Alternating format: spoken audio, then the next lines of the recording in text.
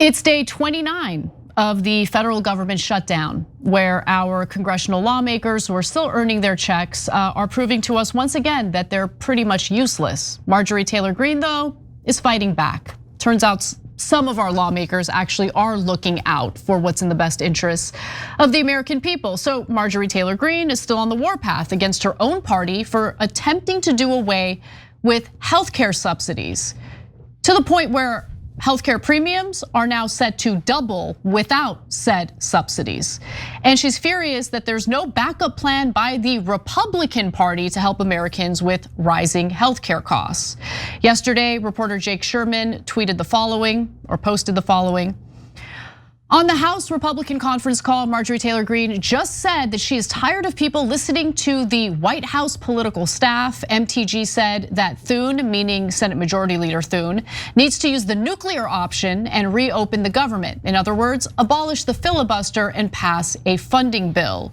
Now, Greene did respond to that, but before we do, Cenk, you have strong thoughts on the nuclear option. Do you want to weigh in on that? Yeah, I agree with Marjorie Taylor Greene on every part of what she's saying in this particular message, including getting rid of the filibuster. But wait, Cenk, that would leave us defenseless for them passing this continuing resolution without us being able to get them to stop on doubling the premiums, right? Okay, yeah, that's because they won the election. And by the way, if they do that, then it's on them. And then the American people see they gave all the money to the rich in their tax cuts, and then they took money away from you and doubled your premiums, and then you win back Congress, etc. But this whole idea that the majority should not rule makes no sense, whether it's a Democrat or Republican in charge. So she responded to Jake Sherman's post by saying, "You left out that I said I have no respect for the House not being in session, passing our bills and the president's executive orders. And I demanded to know from Speaker Johnson what the Republican plan for healthcare is to build the off-ramp off Obamacare and the Affordable Care Act tax credits to make health insurance affordable for Americans," meaning, like, where's the Republican plan on healthcare? That's what she wants to know. Johnson said he's got ideas and pages of policy ideas, and committees of jurisdiction are working on it, but he refused to give me one policy proposal to our GOP conference on our own conference call. Apparently, I have to go into a SCIF to find out the Republican healthcare plan. I don't know what an SCIF. It's a SCIF. A SCIF is where you see top secret information. Got it. That's why Trump was in so much trouble, because he took stuff that should have been in a SCIF that you can't even leave the SCIF with, and he took it to Mar-a-Lago and put it in the bathroom. He did nothing wrong. Those documents were in good hands. All right, anyway, Greene was still going hard this morning, by the way. She wrote, "Is it too much for me to ask what is my party's plan to build the off-ramp off of Obamacare onto price transparency, a competitive market, and affordable high-quality care? November 1st is Saturday, starting open enrollment with already high premiums skyrocketing. It's been 15 years. I gotta give her a lot of credit for saying out loud what we all have been saying about the Republican Party as it pertains to their reaction and efforts in dismantling the Affordable Care Act. Okay, you guys got a policy that's better, let us see it. Remember, repeal and replace, repeal and replace. What are you gonna repeal and replace it with?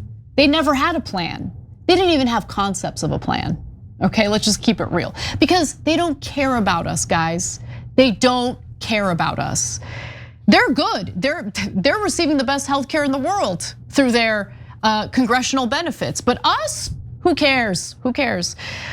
Greene also spotlighted this stunning post from a self-employed father of 6. So just to give you a sense of how much American families are paying for healthcare, there are 9 options for health insurance in my zip code. Here are 3 silver plans. One of them will cost the family $3,655 a month.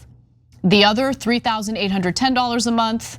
The final one close to $3,780 a month. Who can afford that? Impossible. Yeah, they're squeezing us too much. There's a silver lining in this story. So first off, you might be wondering, why did she say pass President Trump's executive orders?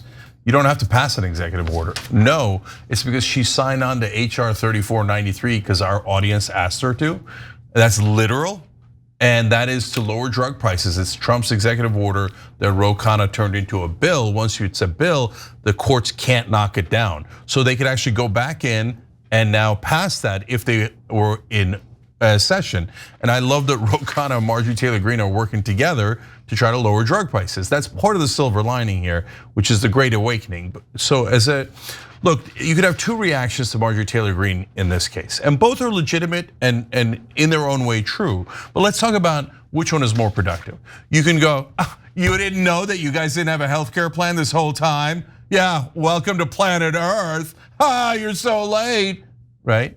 Or you could say, oh, thank God, she finally figured out the Republicans don't have a healthcare plan, right?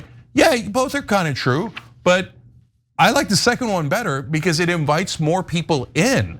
And a Republican realized that they have never had a healthcare plan and they're not gonna have one. And she's calling out her own side for it. That's awesome.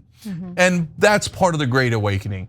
It starts with the voters, and so the voters are waking up in mass, and it's now pushing into Congress through Massey, Marjorie Taylor Greene, Ro Khanna, and some other progressives, where they're beginning to go, oh, I get it, the rest of you are all corrupt. You all work for the health insurance companies. That's why you're not doing this, and the American people are suffering because of it. There you go, that's awesome. Every time you ring the bell below, an angel gets its wings. Totally not true, but it does keep you updated on our live shows.